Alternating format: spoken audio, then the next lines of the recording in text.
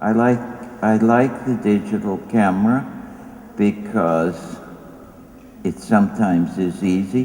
There are things I've done with digital photography that would have been much more difficult with a regular, or what I call a real camera. You see, I met the lady the other day whose husband owns Leica, Mrs. Kaufman, and I think and will always think of a certain kind of camera as a real camera. And when I was younger, I used to think that the real photographers are the people who work with 8x10 cameras, that the people who use 35 millimeter are kind of flighty, you know. People, Paul Strand when he used the big camera, and of course that Jay is one of my favorite photographers, even though some people are very annoyed with him because he's never written down what he thinks and why he thinks. But anyway, I like using a digital camera. I have not lost the pleasure of taking pictures. I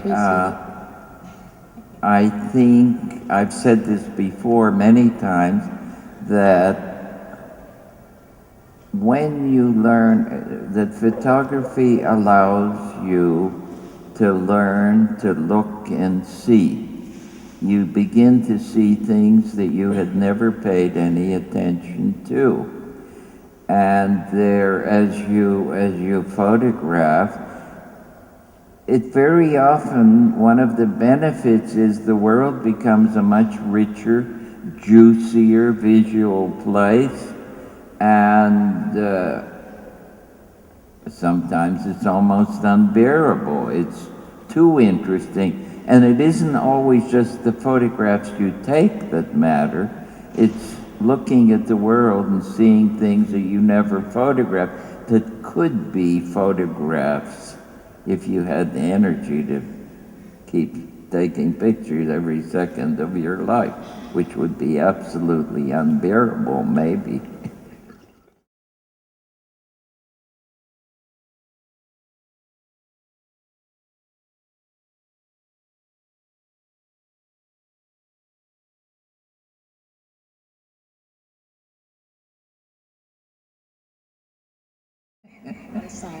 I just wanted to know, the photos you're doing now, are you still printing them? Or are you still No, I shooting don't them? have a dark room. I go to Mr. Kelton, and when Mr. Kelton prints your pictures, you become a better photographer. He makes wonderful prints, and he's very, very good. But if I were to find myself having a dark room again, I think I would enjoy it. I used to enjoy making bad prints sometimes, where certain photographers would decide, I won't keep this is no good, this is too overexposed, this is too dark. I would keep them because there might be some quality in a bad print that sometimes is very attractive, you know. I think this is really one of the best sentences because it shows the difference of Saul Leiter to other photographers.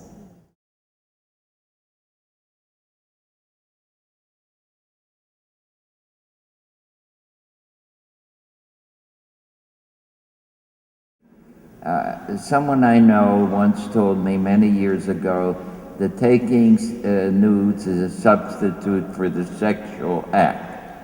I don't think that's true. There's a difference between taking a photograph of someone and making love to someone. They are quite different. Now, there may be people who combine the two, who as they're taking a picture are engaging in some form of sexual activity that's very mysterious. I don't know. But when I'm doing a nude, Who were the women in the photographs? I think that's a question. Who are the women in the photograph? Are they models? Tell me about the women in the photograph. models? We must know about the women in the photographs. Aha, exactly. That's the question, right?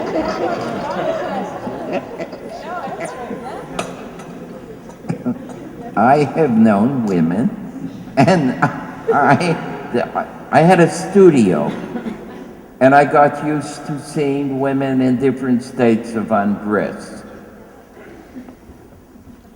I didn't leer at them and think I must get them into a room and rape them. Or I didn't. You get used to women dressing and undressing. The history of art is a history of the nude. The nude occupy. Why? Is it because men are degenerates? A woman's body can be a beautiful thing, perfect or imperfect. Some women like to be actually photographed in the nude. Some women do not. I was told by a woman whose name I will not mention because I'm deeply committed to great secrets, that to pose as a nude would be an infringement on the intimacy between her and her husband. I respected that remark.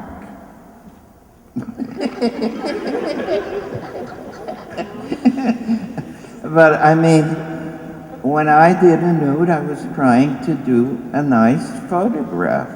I was absorbed in the composition, in the light, in the body, in the movement, in the accidental possibilities, and on and on and on. You know, I mean, the history of art is endlessly full of the male nude, of the woman nude. Some people think there has to be a great...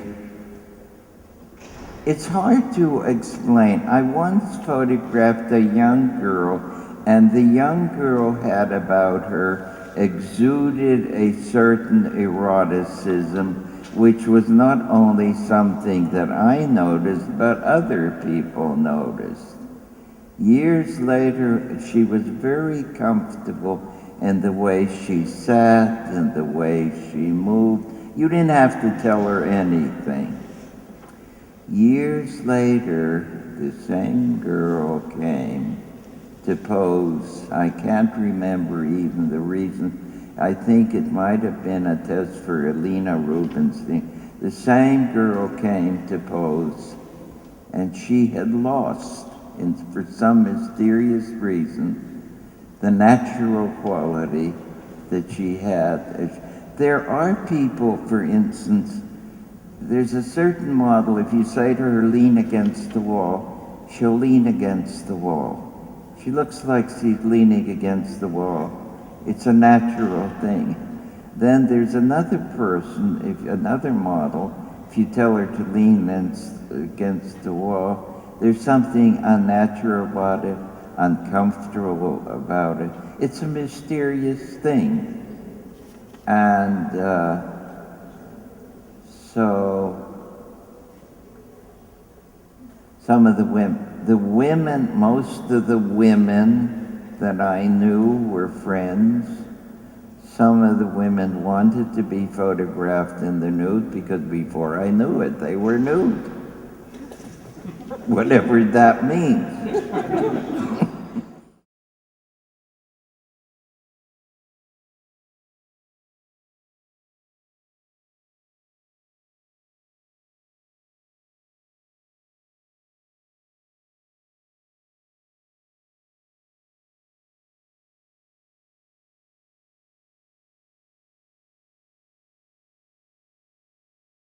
One last question. So because a lot of young people are here in the audience, And when a young person who wants to be a photographer comes to you, what advice can you give? I think if you're a young photographer, you should have a father or family with quite a bit of money.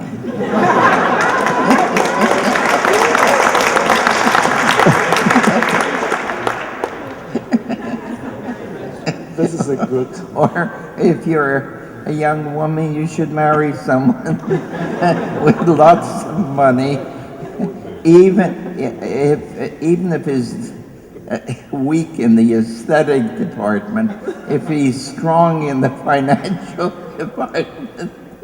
So then you can go off from time to time on projects of your own. And one of the funny things about the world of photography today is, I keep saying, that it used to be you were a photographer, you had to know something. Now you don't have to know anything. You buy a digital camera, they put a card in it for you, and you're ready to take pictures. And at the end of 2 days, you have enough photographs for a book.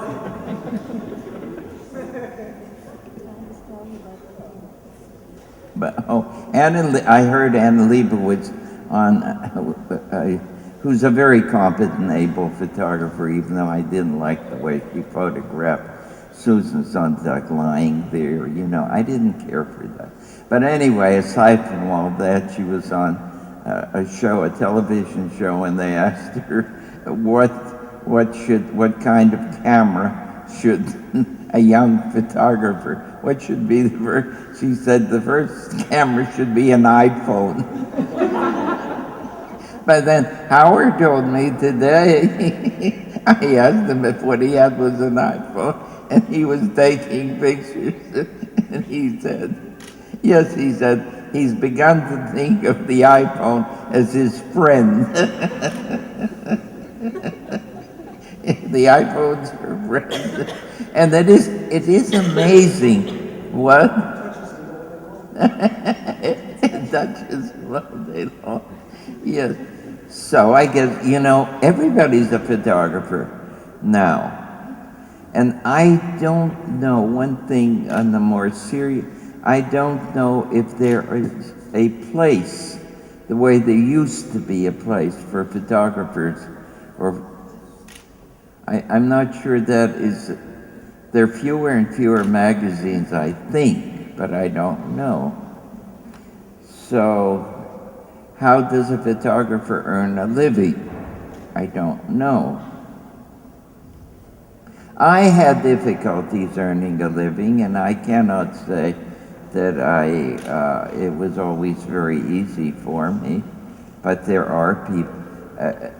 During the period that I was involved in earning a living, there were good photographers who couldn't earn a living, and then there were bad photographers who were earning a lot of money.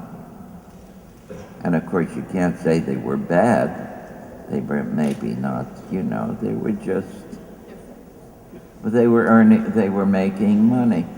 Creative people sometimes look down on the people who earn money as if earning money is an unforgivable weakness. So the truth of the matter is... So I think we stopped here? Yeah. Yeah. Yes, we stopped. So Saul, we love your pictures, and we love you. Thank you very much for coming.